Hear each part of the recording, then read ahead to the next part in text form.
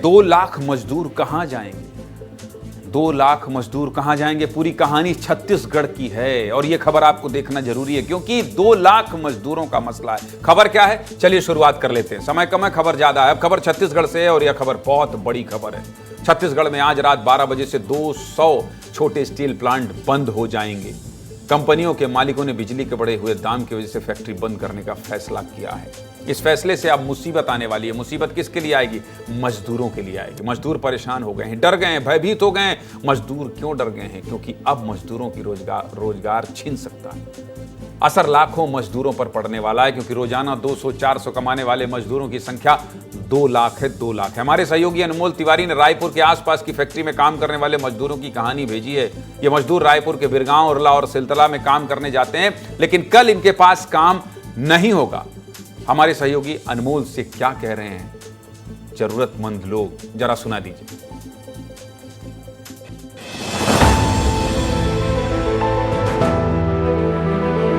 पूरा जो क्षेत्र है उद्योग का ही लगा हुआ है। हर जगह कहीं स्टील फैक्ट्री है, तो कहीं स्पंज का, तो कहीं टेक्सटाइल का।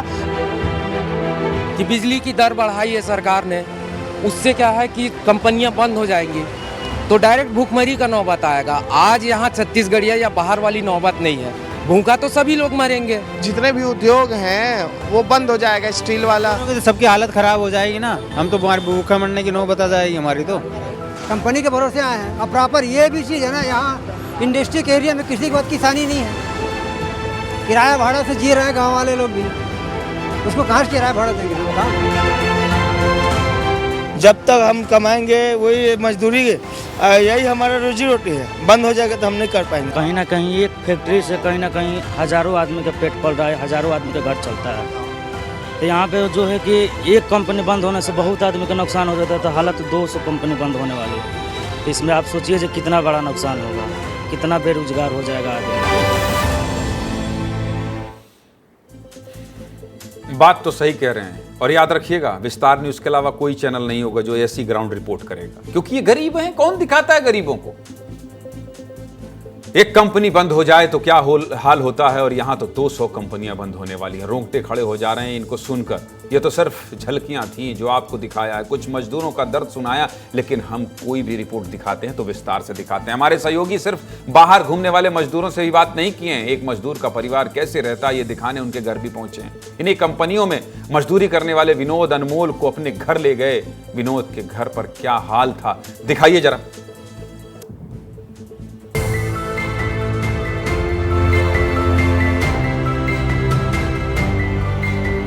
इनका नाम विनोद है और ये जो है सिलतरा क्षेत्र में रहते हैं और यहाँ जो उद्योग लगे हुए हैं उसी में ये काम करते हैं। जब मैं इस क्षेत्र में आया ये समझने कि आखिरकार अगर ये जो फैक्ट्रियाँ हैं अगर बंद हो जाएगी तो इसका असर मजदूरों पर क्या पड़ेगा, तो हमें विनोद मिले और विनोद बस इतना बोले कि आप मेरे घर चल लीजिए, आपको समझ आ जाएगा कि अगर फैक्ट्री बंद हो गया तो इसका असर कितना पड़ेगा। और यही दिखाने और समझाने जो है विनोद अपने घर ले आए हैं। इसी लोग देख 3 बच्चे हैं मेरे और घर में वही हाल है। हम लोगों को कभी काम मिलता है, कभी काम मिलता नहीं है। एक मजदूर का जीवन क्या होता है ये आज हम आपको दिखा रहे हैं विस्तार न्यूज़ के कैमरे पर।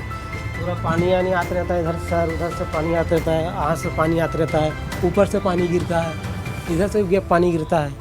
कहाँ जाएं और कैसे करें?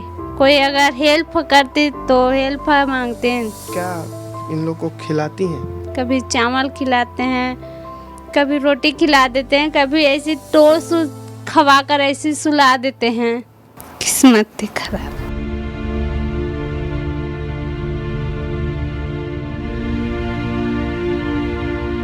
तस्वीर आप देखिए और तस्वीर देखकर आप समझिए। एक माँ के आंख में आंसू है, एक पत्नी के आंख में आंसू है, मजदूर की पत्नी है।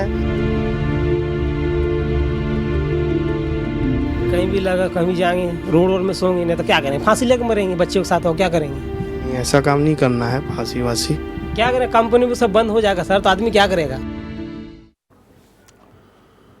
विनोद की पत्नी जब बात कर रही थी तो जमीन की तरफ झुक गई। ऐसा नहीं था कि वो कुछ काम करना चाह रही थी, वो अपने आंसू छिपा रही थी, अपनी बेबसी को विस्तार न्यूज के कैमरे से छिपा रही थी, लेकिन हार गई और उनका इमोशन फूट गया। फफक फफक कर रो पड़ी विनोद की पत्नी। बस इसीलिए रोज कहता हूं, इमोशनल चैनल है, आपका चैनल है। अगर आप परेशान होंगे तो हमारी टीम आपके पास जाएगी। हम रोज ऐसी तस्वीरें आपको दिखाते हैं जहां कोई नहीं पहुंच पाता, वहां विस्तार न्यूज पहुंचने की कोशिश करता है।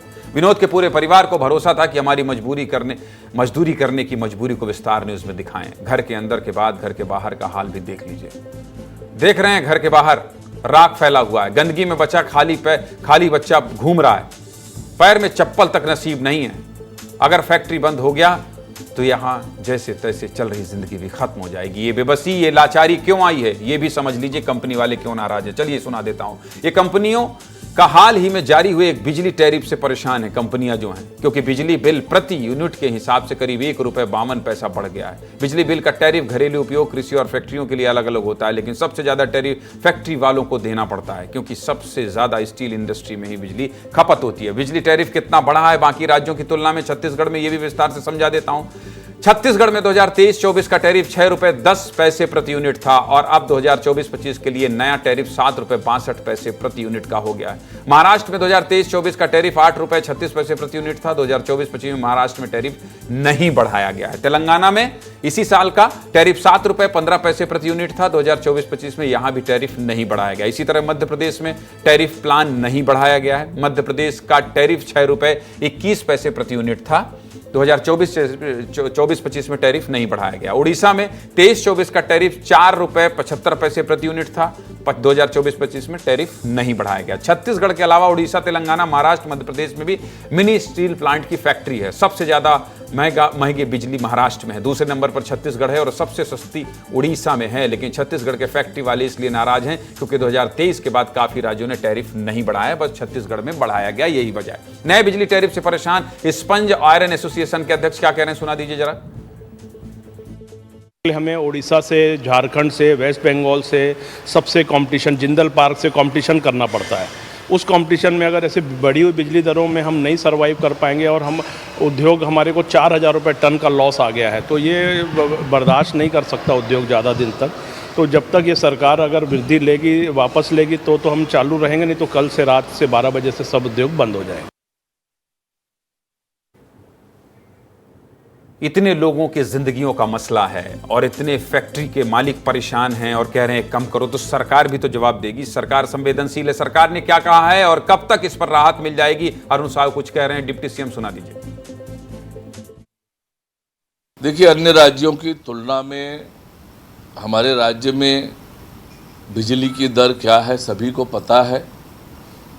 उनकी मांगे हैं तो निश्चित रूप से सरकार उनसे बैठकर बातचीत करेगी, उनसे बातचीत करके उस समस्या का समाधान निश्चित रूप से करेंगे।